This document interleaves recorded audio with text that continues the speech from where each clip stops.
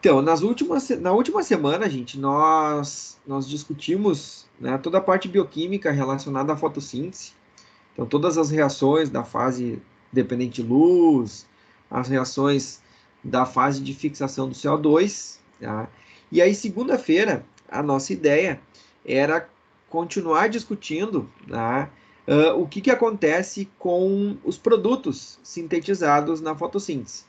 Então, o grande objetivo da fotossíntese, né, como a gente discutiu nas aulas anteriores, é justamente sintetizar compostos, né, carboidratos, a partir do CO2 absorvido da atmosfera. Então, esse é o grande objetivo da fotossíntese, é permitir que os seres fotossintetizantes ou seres autotróficos, né, como eram chamados antigamente, uh, transformem o CO2, o gás carbônico presente na atmosfera, tá, em moléculas orgânicas. E as primeiras moléculas formadas a partir, né, da fotossíntese são aqueles dois carboidratos de 3 carbonos que a gente discutiu nas aulas de fotossíntese, que é o gliceraldeído 3-fosfato e a dihidroxiacetona.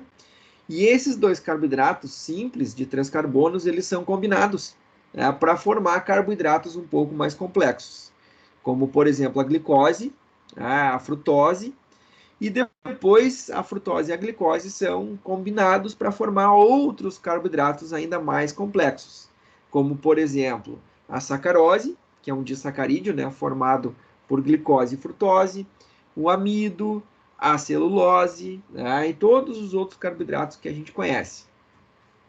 Na segunda-feira, a ideia era nós iniciarmos a discussão de o que as células não fotossintetizantes e os organismos não fotossintetizantes fazem com esses carboidratos sintetizados a partir, né, da fotossíntese. O que eu quero dizer com isso? Vamos começar por partes. Vamos pensar num organismo fotossintetizante, numa planta, né, numa soja, numa aveia, no milho, enfim, onde nós temos as áreas fotossintetizantes, folhas principalmente, mas nós temos tecidos, né, que não são fotossintetizantes, como, por exemplo, raízes, a parte interna do caule, as flores, os frutos que estão sendo uh, uh, que estão surgindo, tá? Então, esses tecidos todos, eles não fazem fotossíntese, mas eles precisam de energia. Eles precisam de energia para que as funções celulares continuem ocorrendo, continuem, né? O grão possa ser sintetizado, né? A raiz possa captar os nutrientes do solo para o interior da planta. Então, todos esses processos demandam energia. Como que esses tecidos, né, fazem para obter essa energia, já que eles não fazem fotossíntese? A energia que esses tecidos necessitam é obtida a partir destes compostos sintetizados na fotossíntese, principalmente sacarose e amido. Tá? Na aula de segunda que eu enviei para vocês, eu descrevo e discuto com vocês esse processo todo. Como que esses tecidos não fotossintetizantes obtêm energia da sacarose, por exemplo. Como é que eles extraem a energia desta sacarose sintetizada nos tecidos fotossintéticos? Então eu explico para vocês como é que isso acontece. Hoje eu vou dar uma resumida muito rápida de como isso acontece, tá? Depois vocês olhem o vídeo com mais calma, tá? Com mais tranquilidade, para poder entender todos os pormenores, tá? Mas aqui hoje eu vou explicar de uma maneira bem geral, assim, o que acontece. Então, vamos lá. Deixa eu clicar aqui. A via metabólica, ou a parte do metabolismo que permite esses tecidos não fotossintetizantes extraírem energia, né, da sacarose, é uma via que nós conhecemos como glicólise, ou via glicolítica. que eu discuto lá no vídeo da aula de segunda-feira com vocês. Tá? O que acontece, então, basicamente? Esta sacarose, ela sai dos tecidos foliares, dos tecidos fotossintéticos, se desloca pelo floema e se espalha para os outros tecidos não fotossintéticos. Chegando nesses tecidos não fotossintéticos, esta sacarose ela é clivada, tá? Os dois monossacarídeos, a glicose e a frutose, são liberados, e o que a célula vai metabolizar é a glicose. Tá? É a glicose. Por isso que essa via metabólica aqui se chama via glicolítica ou glicólise, que é basicamente significa a quebra desta glicose. Tá? Como é que isso acontece? Essa via tem vários passos, são várias reações enzimáticas que ocorrem em sequência. Tá? O primeiro passo, então, é a conversão dessa glicose num composto chamado glicose 6-fosfato. Tá? A adição de um fosfato nesta glicose. Tá? E isso é feito por uma enzima denominada hexocinase, e esse fosfato aqui é doado por uma molécula de ATP. Tá? Essa é a primeira reação da glicólise ou da via glicolítica. A segunda reação é a transformação dessa dessa glicose numa frutose. Tá? Então, aquele anel que tinha 6 átomos aqui, que é característico da glicose, tá? Ele é modificado, tem uma isomerização, tem uma modificação ali na estrutura desse anel, e ele passa a ter agora 5 átomos no anel. Um dos carbonos é colocado para fora aqui. E esse monossacarídeo aqui com essa conformação aqui é a frutose. Tá? Então, isso também tem uma enzima que faz essa isomerização. Tá? O nome das enzimas aqui não vem muito ao caso. Vocês têm isso tudo bem detalhado na aula de segunda-feira. Tá? Então, só estou dando uma revisada. E a terceira reação consiste na adição de mais um fosfato a essa molécula de frutose aqui. Tá? Novamente, o doador desse fosfato é um ATP. Tá? E aí nós temos, então, a formação aqui de uma molécula que nós chamamos de frutose 1,6-bifosfato. O que significa esse nome? Tá? É uma frutose com 2 fosfatos. Um fosfato no carbono 1 e outro fosfato no carbono 6. Por isso, 1,6-bifosfato. Tá? Então, aí vocês podem estar se perguntando, né, nisso que eu acabei de explicar para vocês. Tá, mas espera aí. Eu tinha acabado de dizer para vocês, minutos atrás ali, que esta via metabólica, a glicólise, tá, ela é executada pela célula para extrair energia da glicose. Só que até agora foram gastos aqui 2 ATPs. Tá? Um ATP aqui e outro ATP aqui. Então, peraí, não estou entendendo isso. Tá? Era para extrair energia da glicose, mas nós acabamos de botar energia na glicose. Tá? Nós gastamos 2 ATPs aqui, 2 moléculas energéticas. Tá? Então, essa via, para que a célula consiga extrair energia da glicose, ela precisa, num primeiro momento, investir um pouco de energia. Eu costumo dizer que é quase que um banco, né? Para a gente ter um retorno lá de um dinheiro que a gente aplicou no banco, tu precisa investir um pouco, tu precisa aplicar um certo dinheiro lá no banco. Tá? É mais ou menos o que está acontecendo aqui. A célula está num primeiro momento, tá? Investindo um pouco de dinheiro, tá? Um pouco de energia na glicose. Agora eu achei engraçado falar dinheiro, mas tudo bem. Para daqui a pouco conseguir recuperar essa energia investida e conseguir extrair mais um pouco ainda de energia dessa glicose. Tá? E para isso, então, para isso acontecer, a próxima reação aqui, a quarta reação dessa via, é basicamente a quebra dessa molécula de frutose. Tá? Então, a célula tem uma enzima que vai quebrar essa molécula de frutose ao meio. Tá? Então, a frutose tem 6 carbonos, tá? E vai acabar, então, sendo clivada em 3 carbonos. Fala, Laura. Levantou a mãozinha? Oi, prof. Sim. Na última molécula ali, na verdade, a penúltima e a última, Essas duas aqui. A penúltima tem OH, e daí a última tem fosfato. Para onde foi esse OH que saiu da... Foi para o meio, é liberado para o meio. Tá. Pensem, aproveitando a tua pergunta e aproveitando a tua dúvida, pensem nisso da seguinte maneira. Essas reações todas, elas estão acontecendo no citoplasma, no caso da via glicolítica, que é no citoplasma, ou dentro de alguma organela, como a gente vai ver daqui a pouquinho. Tá? O ciclo de Krebs vai acontecer dentro da mitocôndria, no interior da mitocôndria. Então, essas enzimas todas que estão participando aqui, elas estão circundadas por um meio aquoso, um meio contendo água. Então, todos os produtos e todas as reações estão acontecendo nesse meio aquoso.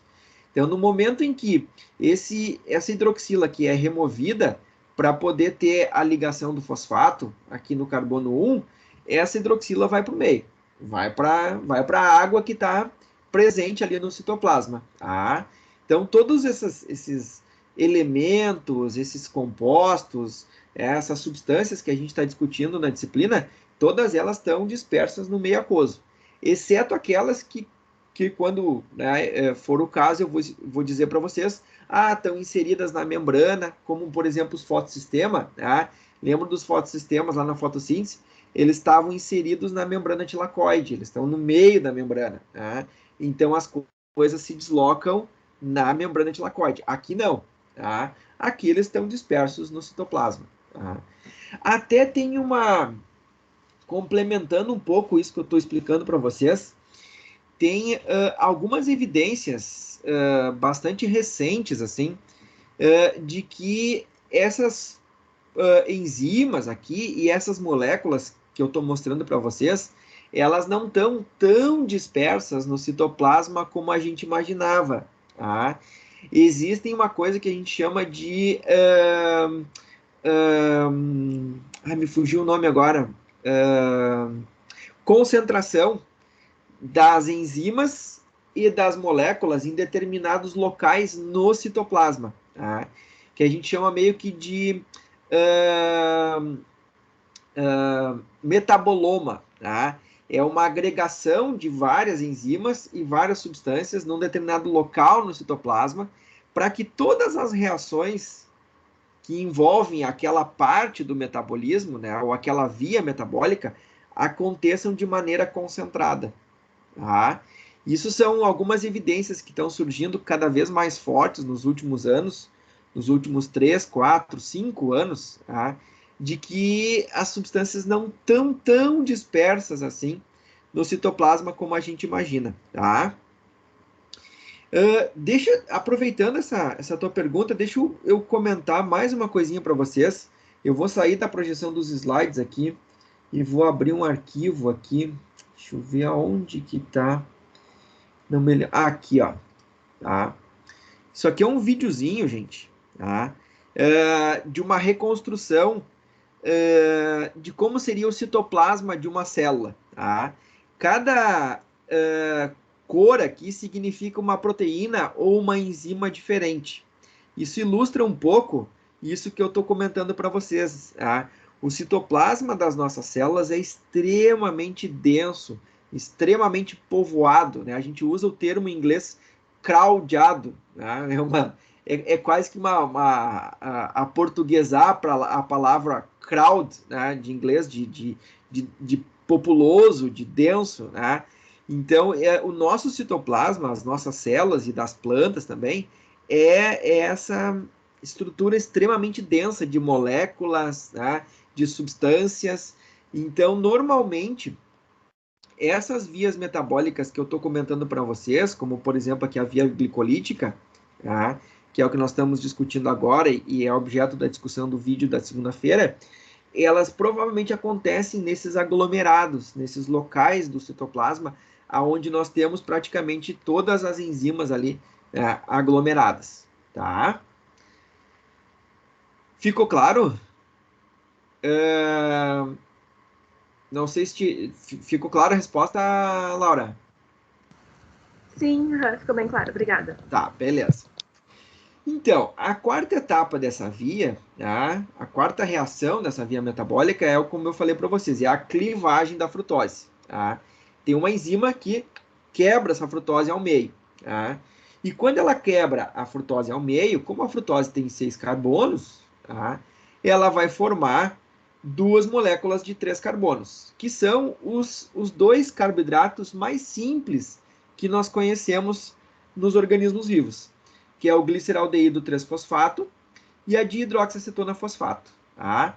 Notem o seguinte, gente, que um fosfato da frutose ficou na dihidroxiacetona e o outro fosfato ficou no gliceraldeído. Tá? Quem faz essa clivagem é uma enzima chamada aldolase. Tá? E uma coisa interessante que acontece nessa via metabólica é que a dihidroxiacetona e o gliceraldeído eles podem ser intercambiáveis, ou seja, dá para transformar dihidroxiacetona em gliceraldeído e gliceraldeído em dihidroxiacetona. Tá? Se vocês olharem as duas moléculas com mais cuidado aqui, vocês vão ver que essa molécula aqui é um aldeído, o próprio nome já diz, né? Porque tem uma dupla ligação aqui, ó, na extremidade da cadeia, entre um carbono e um oxigênio. E essa molécula aqui é uma acetona, que a dupla ligação está no meio da cadeia. Tá?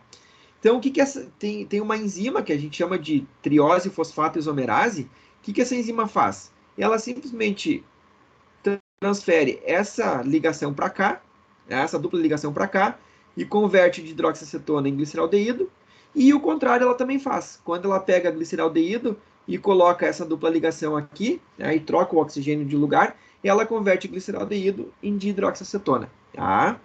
Então, no final das contas, aqui, quando a frutose é clivada ao meio, tá?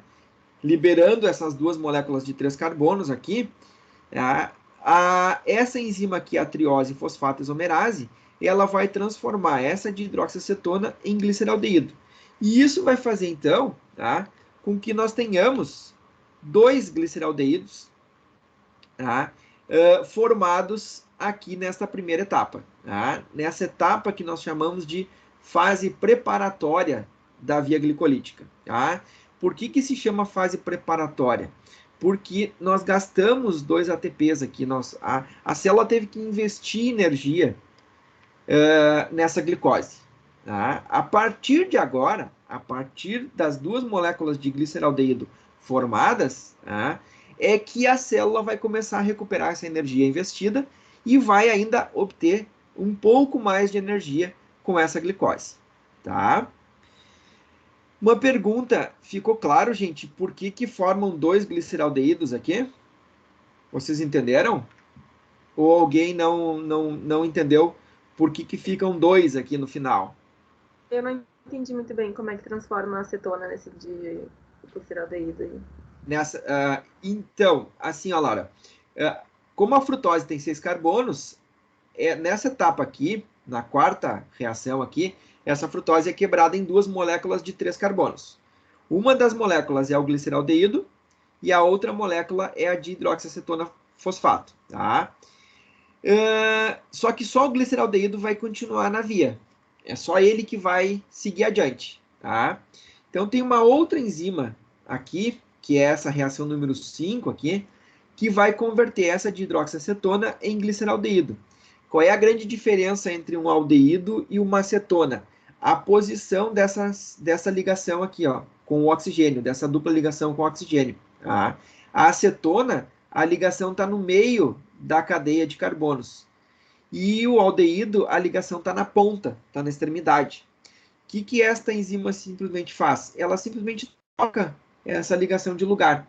Ela tira a ligação deste carbono aqui e passa para cá, passa o oxigênio para cá e transfere os 2 hidrogênios de volta para cá, formando então o gliceraldeído 3-fosfato. Tá? Ele simplesmente muda essa ligação de lugar. Tá? Ela faz uma modificação da ligação. Tá? Não sei se ficou claro agora. Sim, ficou bem claro, mas tem uma pergunta agora. Do ponto de vista funcional, por que isso é relevante? Por que ter a ligação dupla na ponta Tá, perfeito. Mas... Ótima pergunta, ótima pergunta. Tá? Pelo seguinte, a próxima reação que eu vou mostrar para vocês vai responder a tua dúvida, tá? O que vai acontecer? Opa, apaguei tudo aqui, peraí, vamos lá. Eu sei que vai formar um ácido pirúvico no final, né? Lá no final, exatamente, tá? Nós já vamos chegar lá. Mas a próxima reação aqui é que faz parte já dessa segunda fase, que é a fase de pagamento, que é onde a célula vai recuperar a energia investida e vai conseguir ainda, tá, obter um pouco mais de energia para suas funções. Nessa próxima reação aqui, que é a sexta reação, esse gliceraldeído 3-fosfato ele vai ser convertido em 1,3-bifosfoglicerato. O que significa isso? Vai ser adicionado mais um fosfato nessa molécula aqui, tá? E aí entra a importância da posição do oxigênio, que se essa dupla ligação tivesse aqui no meio da cadeia, esse fosfato não poderia ser adicionado aqui, tá? Teria um impedimento químico para adicionar esse novo fosfato, tá? Então, por isso que é importante que só o gliceraldeído siga adiante na via, tá? A dihidroxiacetona, como a dupla ligação está aqui na extremidade, eu não teria como adicionar um novo fosfato aqui, tá? Então é uma questão de impedimento químico mesmo, né? De impedimento, nós chamamos isso de impedimento, travou tudo aqui, de impedimento estérico, tá? De não ter espaço para colocar um novo fosfato ali no meio, tá? E aí, com essa modificação aqui, é possível adicionar esse segundo fosfato aqui, tá? E junto com a adição desse fosfato, gente, esta enzima aqui, que a gente chama ela de GAP-DH, né? Ou gliceraldeído 3-fosfato desidrogenase, ela vai precisar de uma coenzima para poder funcionar, que é a coenzima NAD. Tá? Por quê? Porque ela vai remover um hidrogênio aqui, né, dessa molécula de gliceraldeído, que é onde vai entrar o fosfato aqui, e vai transferir esse hidrogênio para o NAD, formando o NADH. Tá? Ela vai precisar desta coenzima aqui para funcionar. Se não tiver esta coenzima aqui presente, né, se o NAD não tiver presente, essa via vai ser bloqueada aqui no meio. Tá? Então precisa ter esta coenzima disponível dentro da célula para essa reação acontecer e a via continuar, tá? Essa via metabólica continuar. Então, nós formamos aqui esse 1,3-bifosfoglicerato, que é o produto dessa sexta reação aqui. Tá? Se vocês tiverem alguma dúvida, gente, me perguntem. Tá? Essas reações todas estão explicadas no vídeo de segunda-feira. Tá? Estão em maiores detalhes ali, tá? No vídeo de segunda-feira. Tá? A próxima reação, a próxima etapa, né, é então a recuperação daqueles ATPs investidos aqui no início da via. Tá? Então, esse gliceraldeído, esse 1,3-bifosfoglicerato, desculpa, ele vai ter o seu fosfato removido aqui, um dos fosfatos dele vai ser removido e vai ser transferido para uma molécula de ADP, formando um ATP, uma molécula de ATP. Tá? E esse 1,3-bifosfoglicerato vai virar agora só 3-fosfoglicerato. Tá? Porque o fosfato que estava aqui, nessa posição aqui, foi transferido para o ADP, formando então uma molécula de ATP. Tá? Só que uma coisa muito interessante que eu quero que vocês prestem atenção aqui é o seguinte, que a partir daqui, a partir desta etapa aqui, nós temos 2 gliceraldeídos 3-fosfato entrando nessa via. Tá? Tem 2, porque uma dihidroxiacetona foi convertida em gliceraldeído 3-fosfato. Então, nós temos 2 1,3-bifosfoglicerato e temos 2 3-fosfoglicerato e temos 2 NADHs. Consequentemente, quantos ATPs vão ser formados aqui? Já que tudo daqui para cá está em dobro. 4. 4? Por que, Laura? Porque foi 2 aqui, né? Nessa primeira reação. Daí é 2 vezes 2. Não foram 2 ali? Aonde? Aqui? É. Não, foi um. Não, Um foi só. só um. Então, então dois. Aí são dois, exatamente. Tá? Como aqui foi formado só um ATP nessa reação, e como tem dois, e está tudo em dobro aqui, então, no final das contas, nós vamos formar dois ATPs aqui. Tá? Estes ATPs aqui já vão, digamos assim, recuperar a energia investida nessas duas primeiras reações aqui, tá? Na reação número 1 e na reação número 3, que gastaram cada uma delas um ATP. Então, os dois ATPs gastos aqui no início já foram recuperados aqui, nesta reação aqui, tá? Mas ainda dá para recuperar um pouco mais, até porque a célula não pode ficar no 0 a 0, né? Tipo, gastar 2 e sintetizar 2. Ela tem que sintetizar mais do que ela gastou. Então, ainda tem um fosfato aqui que dá para ser recuperado. Então, é isso que a célula vai fazer agora nas próximas etapas. Tá? O que ela vai fazer, então? Vai converter esse 3-fosfoglicerato em 2-fosfoglicerato. Só vai mudar a posição do fosfato aqui, nada demais. Não tem não tem uma importância muito grande.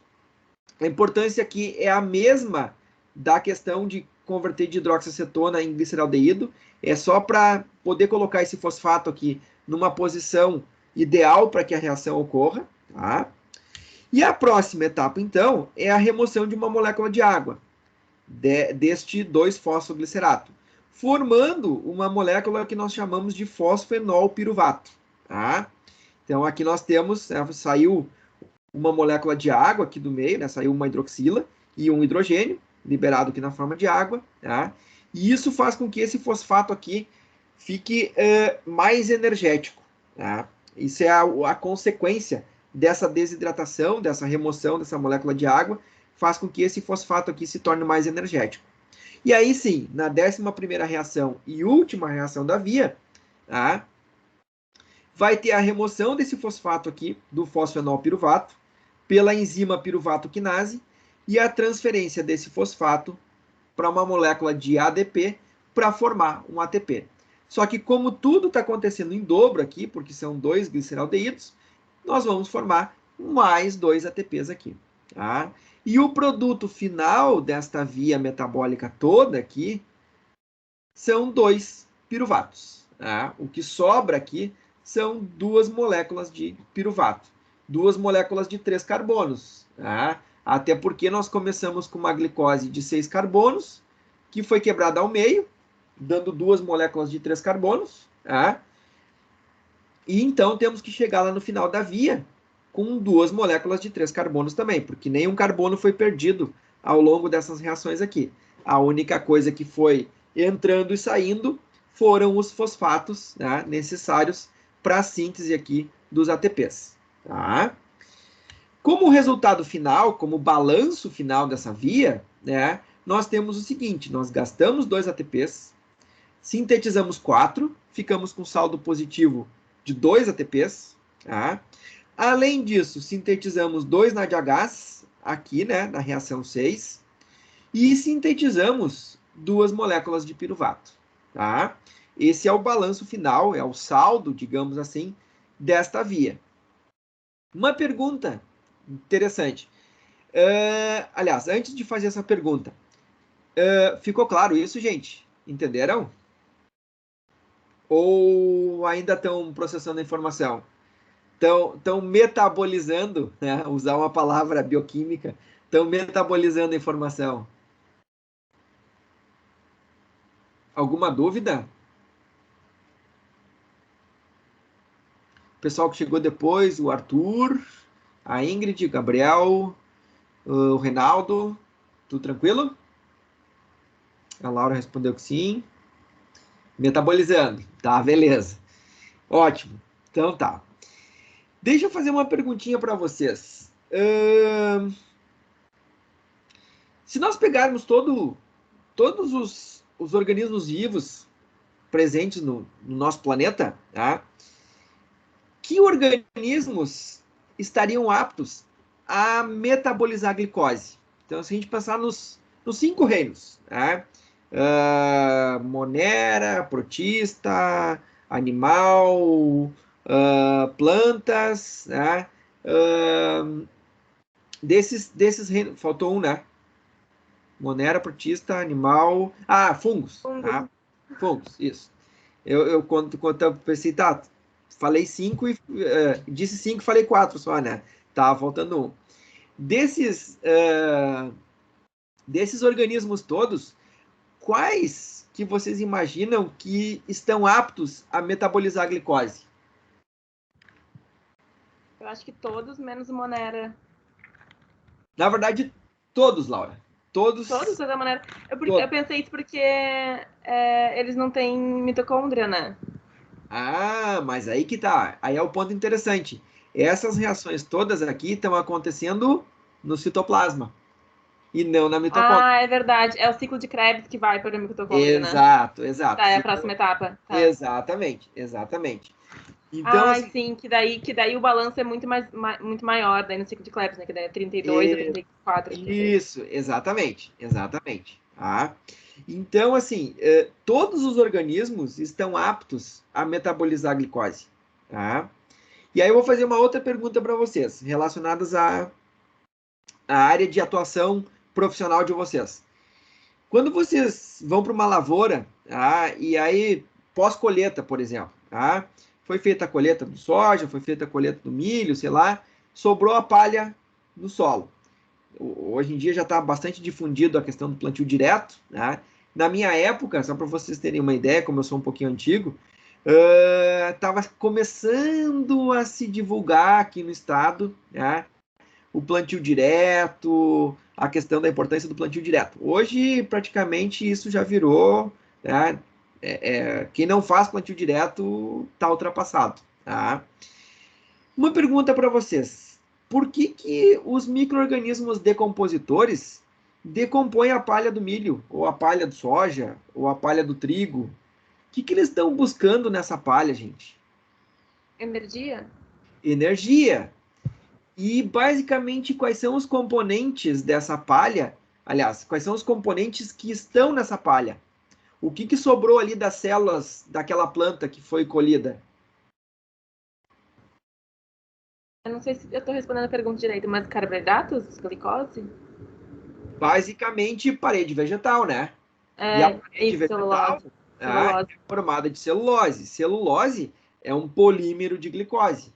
São várias glicoses, uma ligadas nas outras. O que esses micro-organismos estão buscando ali, gente? Estão buscando glicose. Para quê? Para sintetizar esses ATPs aqui, ó. Esses aqui e esses aqui. Para poder fornecer energia para suas funções celulares. Então, esses micro-organismos, eles não vão decompor a palha porque eles são decompositores. Não!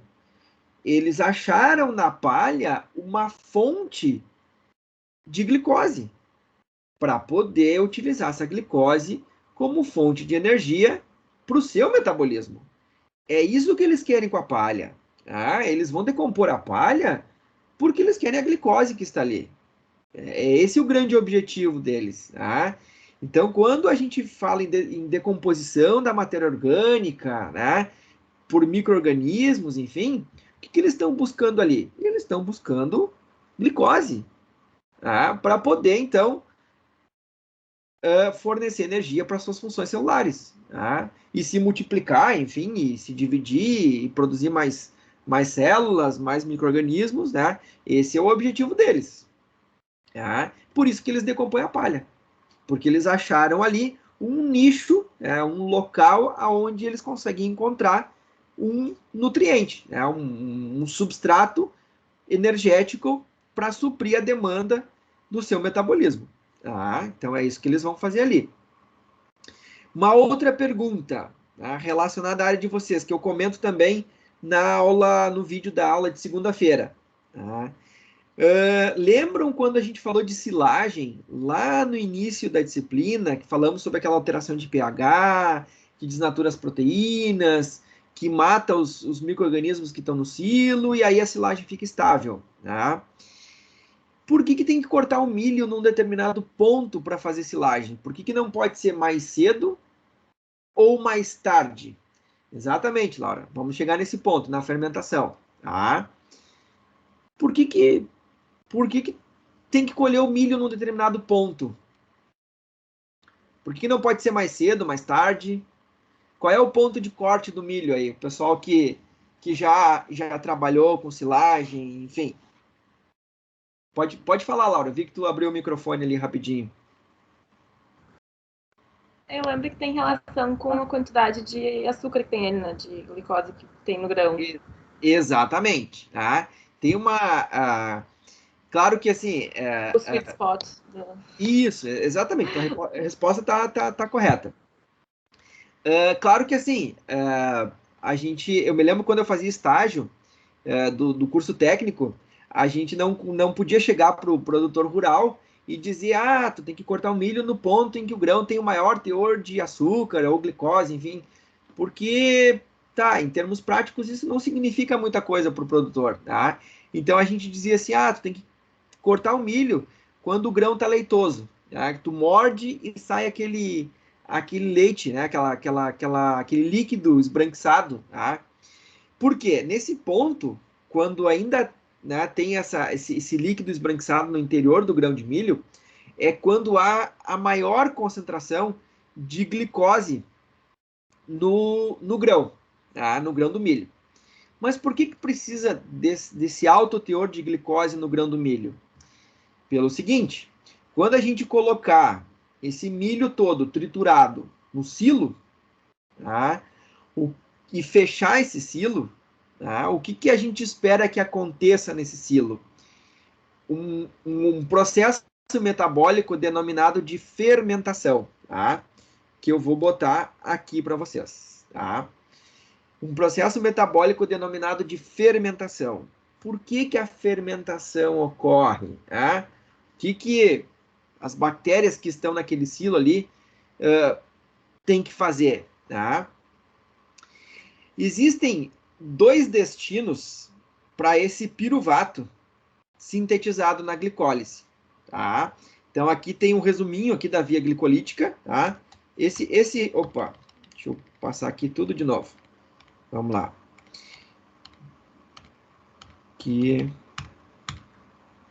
Tá?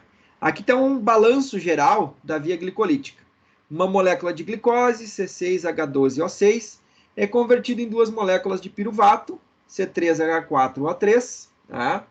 São gastos 2 ATPs no início, sintetizados 4 ATPs lá no final e 2 NADHs. Então, mas e qual é o destino deste piruvato aqui? Não, esse piruvato poderia ficar lá dentro da célula. Né? Fica ali. O organismo, né, que está metabolizando glicose, ele sintetizou já os 4 ATPs que ele necessitava. Mas aí deixa eu fazer uma pergunta para vocês.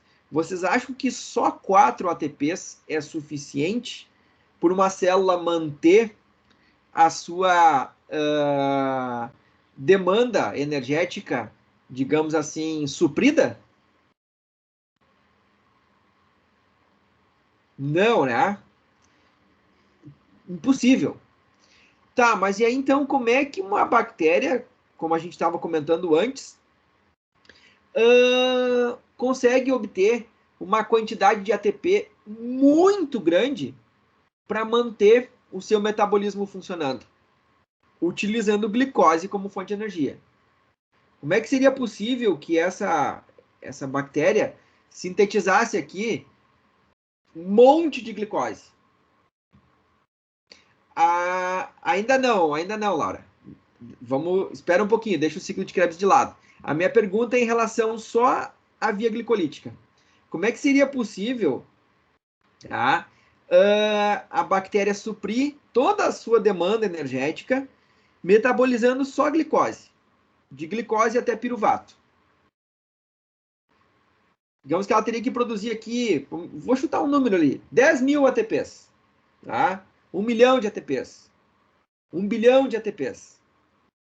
Para poder sintetizar 1 bilhão de ATPs, o que ela precisaria gastar em grande quantidade?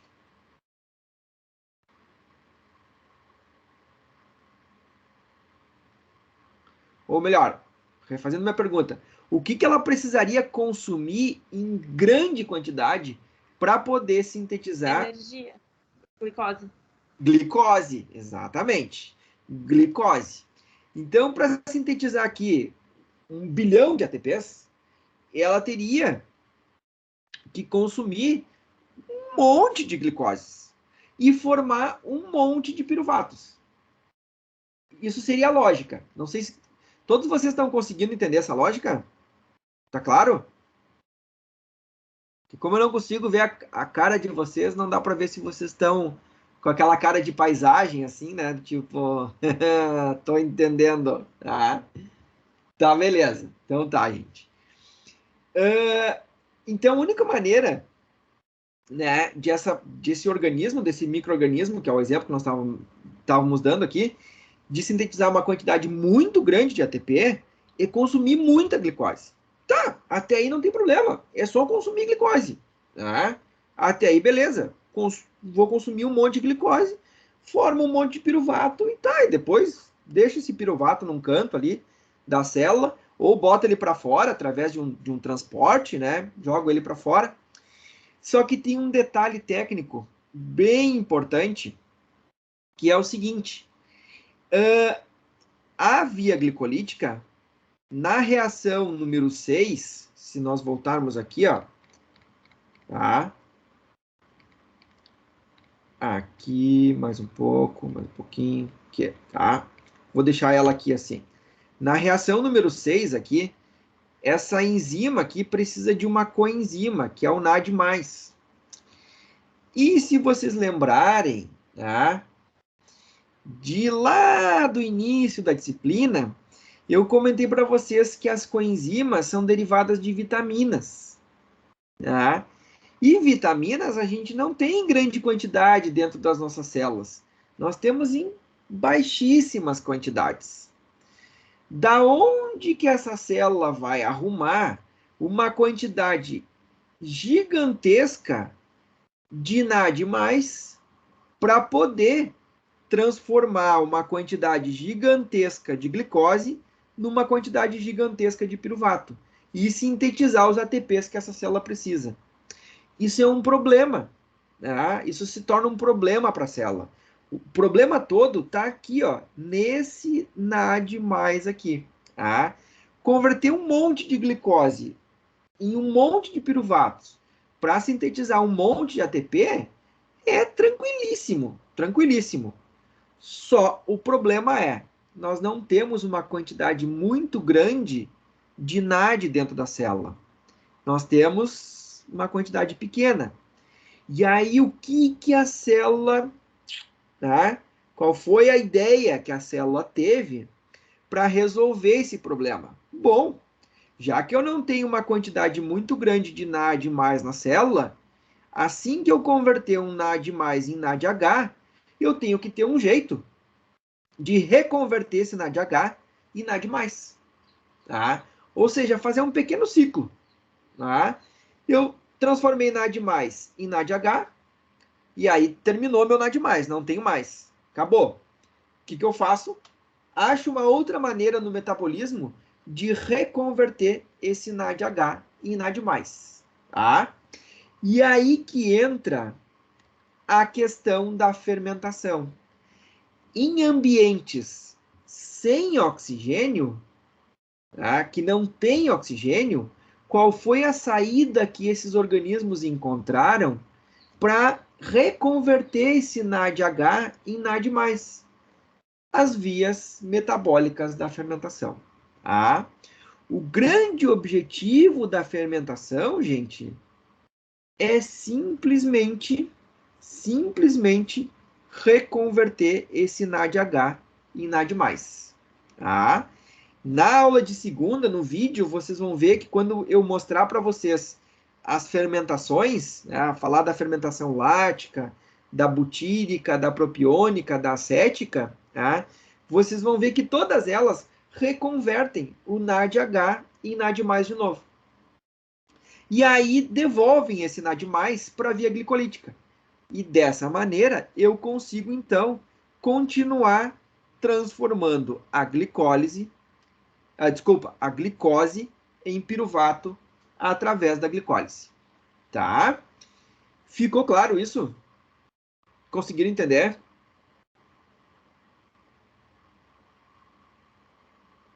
Sim, não. Beleza, tá? Então, esse é o grande objetivo, né, da fermentação, gente. Usando o termo técnico, né, reoxidar o NADH e reconverter ele em NAD+, para manter, então, a glicólise funcionando. Manter esta via aqui acontecendo, né, ininterruptamente. E é isso que acontece dentro do silo durante o processo de silagem. Tá? As bactérias que estão lá dentro, elas vão fazer fermentação porque a gente fecha o silo. Tá? Ele fica fechado. Além disso, a gente compacta todo o material que está lá dentro. Tenta tirar o máximo de oxigênio possível. Tá? Claro que sempre vai ter um pouco de oxigênio lá dentro, sempre vai ter resíduo de oxigênio, tá? Que é consumido pelas bactérias aeróbicas no início do processo de silagem. Depois o oxigênio cai, porque o silo está fechado, né? Ele está completamente fechado. E aí as bactérias fermentativas começam a trabalhar. E por que elas fazem fermentação? Elas fazem fermentação porque elas querem continuar utilizando ou consumindo a glicose presente no grão do milho e convertendo esta glicose até piruvato para sintetizar os ATPs que elas necessitam. Que elas necessitam. Só que, claro, durante esse processo de fermentação, alguns compostos aqui vão ser produzidos, que são os produtos da fermentação. Como, por exemplo, o ácido lático. E aí o ácido lático em excesso dentro do silo faz o pH baixar, desnatura as proteínas e mata todas as bactérias que estão ali presentes. E aí a silagem fica estável. E aí eu queria fazer uma pergunta para vocês. O que é importante para o gado? O gado que vai consumir essa silagem. O que ele precisa, né, dessa silagem? Ele precisa da glicose que estava no grão do milho, ou ele vai utilizar a palha do milho que ficou guardada, armazenada dentro do silo durante aquele período que a silagem está estável? Na opinião de vocês, do ponto de vista nutricional, o que é importante para o gado? É a glicose que estava no grão do milho, ou é a palha deste milho que ficou lá dentro do silo? Podem responder ali no chat ou abrir o microfone, gente.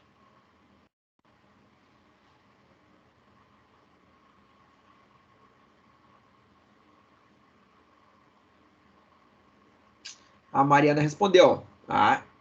É a palha. A glicose só interessa a quem, gente? As bactérias fermentativas. A glicose que está no milho, ela é nutricionalmente, do ponto de vista nutricional, ela só é importante para as bactérias. Para as bactérias fazerem fermentação. E produzirem ácido lático. E se depois esse ácido lático matar elas mesmas. O que o gado vai aproveitar vai ser justamente a palha do milho.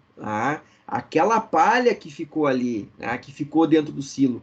É isso que é nutricionalmente importante para o gado. Por quê, gente? Por que isso do ponto de vista nutricional é importante?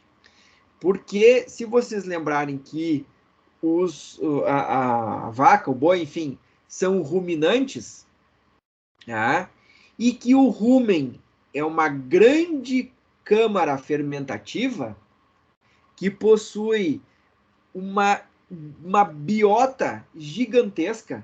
E o que eu quero dizer com biota? Possui uma diversidade de micro-organismos dentro do rumen muito grande. Nós temos uma flora ruminal extremamente diversa. E o que interessa para essas bactérias que estão lá dentro do rumen? A celulose que está na palha. A celulose que está na palha. Que eu explico também no vídeo da aula anterior, da aula de segunda-feira, que nós não pudemos ter, né, sincronamente. Então, o que interessa para o gado é justamente a palha do milho, a celulose que está ali. Porque os micro-organismos do rumen, eles vão extrair energia dessa celulose. E como o rumen é uma câmara fermentativa, os níveis de oxigênio no rumen são muito baixos, tá? Só sobra fermentação para esses organismos, para esses micro-organismos, desculpa, fazerem. Tá? E lá no rumen nós vamos ter 4 fermentações acontecendo, que eu também explico no vídeo da aula anterior. Fermentação lática, tem bactérias que fazem fermentação lática no rumen, tá? Mas a fermentação lática ela é mais secundária, tá? Ela é utilizada para fazer as outras fermentações. Tá? E as outras 3 são a fermentação butírica, propiônica e acética. Tá? São os 3 tipos, né, de fermentações que acontecem no rumen. A lática também acontece, mas a lática ela acontece para as outras 3 acontecerem também. Tá? E uma perguntinha, aí agora do ponto de vista nutricional, tá? Que tipo de nutriente que o gado vai extrair dessa palha que ele comeu? Que ele ingeriu? Já que a celulose vai ser metabolizada pelas bactérias do rumen. E vão ser formados, então, os produtos dessa fermentação, que é butirato, acetato e propionato, que são os três produtos das 3 fermentações que eu acabei de citar. Pode falar, Laura. Eu não sei se eu entendi bem a pergunta, mas a minha resposta tinha sido carboidrato, a glicose, que vai...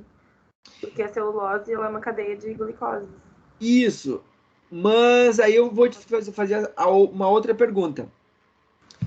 Se os micro-organismos do rumen estão fazendo fermentação, qual é o substrato para essa fermentação? Não é a glicose que estava na celulose? É. E aí o que sobra para o gado, então? Entendeu? Pois é, não sei. não tem problema. Mas tu entendeu a lógica do raciocínio? Entendi, entendi. Eu não sei qual a resposta, entendi. A celulose vai ser degradada pelos micro-organismos para eles obterem glicose e fazerem fermentação. O que vai sobrar, né, dessa celulose toda, dessa glicose toda, são os 3 produtos das 3 fermentações: butirato, acetato e propionato. Tá? São esses 3 produtos dessas 3 fermentações, gente, que vão ser os substratos energéticos para o ruminante. Tá? São esses 3 compostos, o butirato, o propionato e o acetato, que vão ser utilizados pelo ruminante como fonte de energia. Tá? Eles não vão absorver glicose nunca, nunca, porque toda a glicose vai ser consumida pelos micro-organismos do rumen. Tá? E toda essa glicose vai ser fermentada até butirato, propionato e acetato. O que o ruminante vai absorver, é esses 3 componentes, tá? Essas 3 substâncias, produto dessas 3 fermentações, tá? É isso que o ruminante vai utilizar como fonte de energia, tá? Eu não sei se o Marcelo Grilo não explicou isso para vocês quando deu a parte do aparelho digestório de ruminantes para vocês. Ou não sei se vocês já viram isso ou estão vendo agora em fisiologia animal. Que eu sei que isso é uma parte que o Marcelo Grilo trabalha. Não sei se ele chegou já a discutir isso com vocês. Não?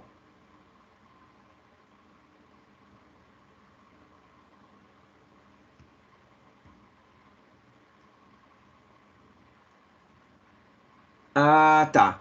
Tá. Não, a Laura respondeu ali.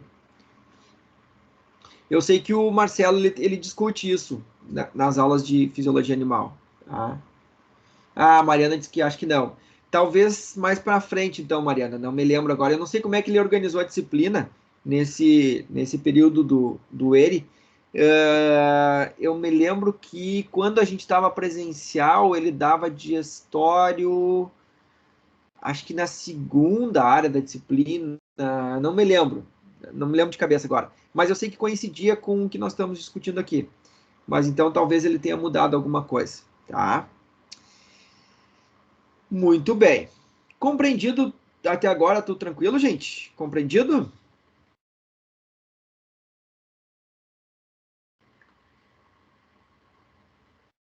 Ah, tá.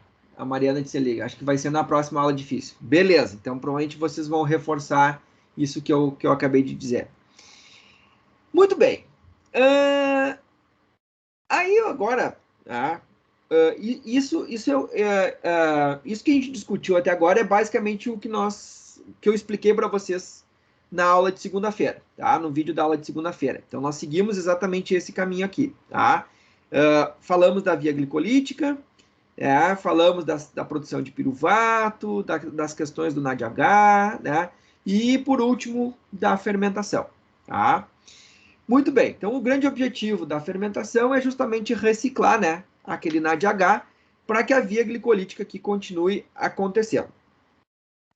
Só que com a evolução, né, dos organismos vivos, os organismos vivos descobriram uma outra forma, muito mais eficiente, digamos assim, né, de reconverter aquele NADH em NAD+. Tá? E prestem bem atenção nisso que eu estou dizendo para vocês. Tá? Com a evolução dos organismos, com o surgimento de novos organismos, né, no nosso planeta, alguns organismos descobriram uma outra via, uma outra via metabólica mais eficiente para reconverter aquele NADH em NAD+. Tá? Eles descobriram uma outra maneira muito mais eficiente que a fermentação. Que outra maneira é essa? Justamente na presença de oxigênio. Quando esses organismos começaram a habitar, né, um planeta com uma alta concentração de oxigênio na atmosfera, né, foram surgindo novas formas de vida que tinham uma modificação no metabolismo. Tá? E essa modificação tornou essa reciclagem do NADH muito mais eficiente do ponto de vista energético. O que eu quero dizer com isso? O que eu quero dizer com isso é que eles descobriram novas vias metabólicas que sintetizavam muito mais ATPs do que a glicólise. Tá? E essas vias metabólicas, elas, ao mesmo tempo que sintetizam uma maior quantidade de ATP, elas reciclam o NADH, que é necessário para manter a glicólise funcionando. Tá? Então, e essas vias metabólicas, no seu conjunto, são denominadas de respiração celular. Tá? Então, essas vias metabólicas mais eficientes, né, são denominadas no seu conjunto de respiração celular. Qual é o grande objetivo dessas vias metabólicas? Reciclar o NADH para poder manter a via glicolítica funcionando. Tá? Claro que, junto com essa reciclagem, veio uma maximização da síntese de ATPs. Tá?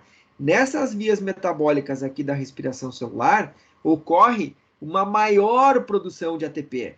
Tá? Não só os 4 ATPs que são sintetizados aqui na via glicolítica, ocorre a síntese de um maior número de ATPs. Por isso que nós dissemos que isso maximiza, né? Isso potencia, né, toda essa primeira via metabólica aqui da glicólise. Por quê? Porque permite, além de reciclar o NADH, sintetizar um maior número de ATPs. Tá? Não tirem, gente, essa ideia da reciclagem de NADH da cabeça de vocês. Tenham isso muito presente. Sabe por quê? Porque se não tiver a reciclagem de NADH, a via glicolítica não acontece. Esta etapa aqui não ocorre. E se isso aqui não acontecer, nada daqui para frente acontece também. Né? Por quê? Porque se a glicose não é transformada em piruvato, nada daqui para frente vai acontecer. Não acontece fermentação e não acontece respiração celular. Tá? Então tem que ter a reciclagem de NADH. O grande objetivo da fermentação e da respiração celular é reciclar esse NADH. Tá? Claro que de lambuja, junto com a reciclagem do NADH na respiração celular, a vida, as formas de vida, encontrar uma maneira de sintetizar mais ATPs. Tá? Que para a célula é fantástico, né? Bom, eu consigo sintetizar mais ATPs com uma mesma molécula de glicose aqui, para mim tá ótimo, para mim tá excelente. Porque eu vou suprir minhas demandas energéticas, vou suprir o meu metabolismo, né, e vou consumir menos glicose. Menos glicose. Então foi assim uma jogada evolutiva muito interessante, muito interessante. E aí entra toda a parte do metabolismo que nós conhecemos como respiração celular. Tá? Compreenderam isso, gente? Ficou claro essa ideia? Isso é um ponto bastante importante. A respiração celular ela só acontece com o objetivo de reciclar os NADHs. E de lambuja vem a síntese de uma maior quantidade de ATPs. Tá? Certo? Alguma pergunta por enquanto? Não? Tá. A Laura respondeu. Não sei se mais alguém tem alguma pergunta, alguma dúvida. Se não, vou seguir. Então tá. Então hoje nós vamos discutir essa outra parte aqui do metabolismo que compreende a respiração celular. Muito bem. A respiração celular, gente, nós podemos dividir ela em 3 estágios. Tá? 3 estágios. O primeiro estágio, nós já vimos. Qual é esse estágio? A glicólise. Está aqui ela, ó. A glicólise. Conversão de glicose até piruvato. Tá? A respiração celular não acontece somente com carboidratos, gente. Ela acontece com ácidos graxos, com lipídios, e acontece com aminoácidos também. Só que isso aqui vai ser a terceira área da nossa disciplina, tá? Então agora, daqui para frente, as coisas vão começar a se encaixar. Pense na disciplina como um grande quebra-cabeça, e agora nós estamos começando a encaixar todas as peças, tá? Então nós vimos já a primeira peça aqui, que é a via glicolítica, conversão de glicose em piruvato, tá? Esse seria o primeiro estágio da respiração celular. Da respiração celular a partir de carboidrato. Porque se fosse a partir de lipídios, seria essa a primeira etapa aqui. Se fosse a partir de aminoácidos ou proteínas, né, seria essa a primeira etapa aqui, tá? Mas esse é o primeiro estágio, tá, da respiração celular. Nesse nosso caso, o nosso primeiro estágio de hoje é a via glicolítica, conversão de glicose até piruvato. Tá? Isso tudo está acontecendo no citoplasma, tá? No citoplasma da célula. O destino desse piruvato, então, quando nós temos um ambiente rico em oxigênio, é ser transportado para dentro da mitocôndria, que eu já vou explicar para vocês, tá? E lá na mitocôndria, entrar no segundo estágio da respiração celular, que é uma via metabólica que vocês conhecem com o nome de ciclo de Krebs, ou ciclo do ácido cítrico. Tá? Eu gosto mais de Krebs porque foi quem descobriu o ciclo. Tá? O Hans Krebs foi um dos maiores bioquímicos do mundo. Tá? E aí recebeu, então, essa via metabólica que ele descobriu, recebeu o nome em homenagem a ele. Abrindo um parênteses só, gente, uma coisa muito interessante e uma curiosidade. Tá? O Krebs, o Hans Krebs, jamais quis descobrir o ciclo de Krebs. Tá? É muito interessante isso, porque ele estudava, na verdade, a pesquisa que ele fazia era investigar o efeito de alguns ácidos tricarboxílicos, como, por exemplo, o ácido cítrico, né? O próprio oxalacetato, que está escrito aqui na figura, sobre o metabolismo de pombos. Então, ele pegava, sobre o metabolismo da musculatura de peito de pombos. Tá? Então, ele extraía, né, a musculatura do peito de pombos, colocava num tubo de ensaio e adicionava alguns ácidos, citrato, né, que é o ácido cítrico, oxalacetato, succinato, enfim, vários ácidos diferentes, e media o metabolismo, né, do peito de pombo sobre o efeito desses diferentes ácidos. Tá? E aí ele começou a notar que algumas substâncias começavam a se acumular e formar e tal, e aí ele começou a estudar. Tá? Começou a ir mais a fundo no metabolismo, né, do peito dos pombos, né? E no final disso tudo, em 1935, resultou então na publicação do artigo dele, em que ele descrevia todas essas etapas desta via metabólica, que na época ele imaginava ser exclusiva de peito de pombo. Né? Era uma via metabólica que ele tinha descoberto em peito de pombo. Né? Vamos botar aí quase 100 anos depois, né? Não, um pouco menos. Vamos botar uns 60 anos depois, ali por 1990, mais ou menos, né? Se percebeu que o ciclo de Krebs, então, que essa via metabólica que o Krebs tinha descrito lá em 1935, era uma das vias metabólicas mais centrais no metabolismo de todos os organismos vivos. Tá? Fecha parênteses, então. Fechar meu parênteses aqui. Então, o ciclo de Krebs é o segundo estágio da respiração celular. E qual seria, então, o terceiro estágio? Né? O terceiro estágio é o que nós conhecemos como cadeia transportadora de elétrons, ou cadeia respiratória, ou fosforilação oxidativa, tá? Que é o terceiro estágio da respiração celular. Tá?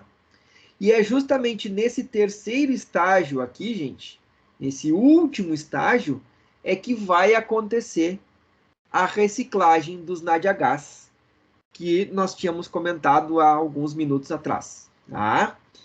Tanto o estágio 2 quanto o estágio 3 acontecem dentro de uma organela, que é a mitocôndria. Tá? O estágio 1 aqui, que é a via glicolítica, que a gente acabou de discutir, acontece no citoplasma. O piruvato precisa, então, ser transportado para dentro da mitocôndria para que ele entre, então, nesse estágio 2 e no estágio 3 da respiração celular. Tá? E por que isso é chamado de respiração celular, gente? Porque nós vamos necessitar, então, de oxigênio aqui nesse último estágio aqui, para que as vias metabólicas consigam acontecer. Se não tiver oxigênio presente, nem o estágio 3, nem o estágio 2 acontece. Tá?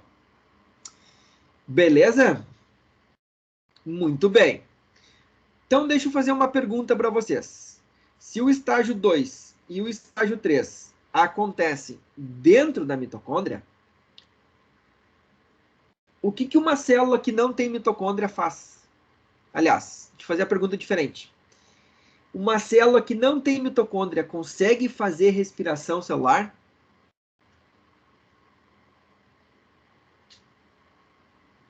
Não, não consegue. Tá? A Laura respondeu ali. Não consegue. Tá? Mas aí eu vou te fazer uma outra pergunta, Laura, e uma outra pergunta para os outros colegas também. Tá? Bactéria tem mitocôndria? E aí? Não. Bactéria faz respiração celular?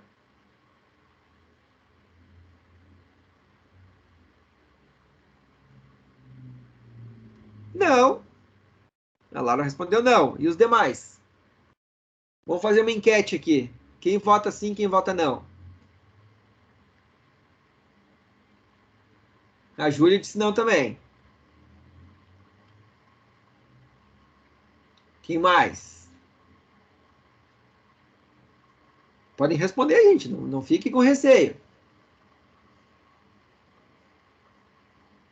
Reinaldo, acho que não.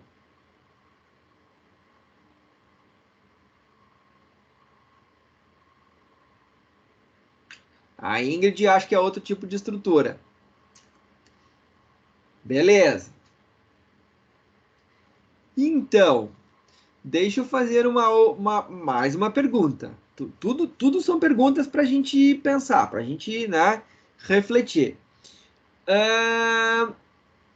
Vamos pensar lá na. Lembra nas bactérias decompositoras da matéria orgânica do solo? Lá que decompõe a palha, enfim. O Gabriel, ó, eu acho que algumas sim. Tá, beleza. Então já temos uma opinião um pouquinho diferente, tá? Deixa eu fazer uma pergunta então para vocês. Essas bactérias que decompõem a matéria orgânica no solo, tá? Como é que vocês imaginam que seria a decomposição dessa matéria orgânica num solo compactado? Num solo, sabe aquele solo duro, né? Difícil de cravar alguma coisa no solo ali, que está extremamente compactado, praticamente não tem ar no solo. Né? Lembram dos. Pode falar, Laura. Oi? Eu ia dizer anaeróbica. Ele é um ambiente anaeróbico, né? Porque todos os poros que contêm ar não existem, né? Eles estão compactados. Tá? Será que nesse solo compactado a degradação da matéria orgânica, a decomposição da matéria orgânica vai ocorrer de forma normal pelos micro-organismos decompositores? Pelas bactérias decompositoras? Não sei se vocês já tiveram essa oportunidade de ver como é que é a decomposição da palha num solo compactado. Leva muito mais tempo para acontecer. Muito tempo mesmo. E aí eu quero trazer uma informação importante. Aí entra a questão a Mariana colocou ali, vai ser diferente. Exatamente, Mariana. Vai ser muito lento. A decomposição da matéria orgânica leva muito mais tempo do que num solo aerado, tá? Do que num solo descompactado. Pensando nessa informação, a gente pode chegar à conclusão, então, de que a presença de ar e, consequentemente, oxigênio é importante para essas bactérias decompositoras poderem decompor a matéria orgânica. Tá correto? O que vocês acham dessa minha conclusão?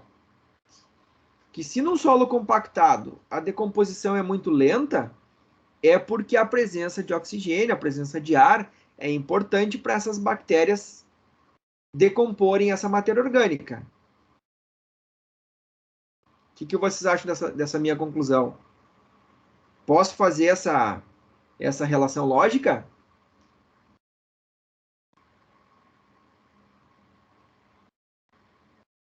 Claro, posso.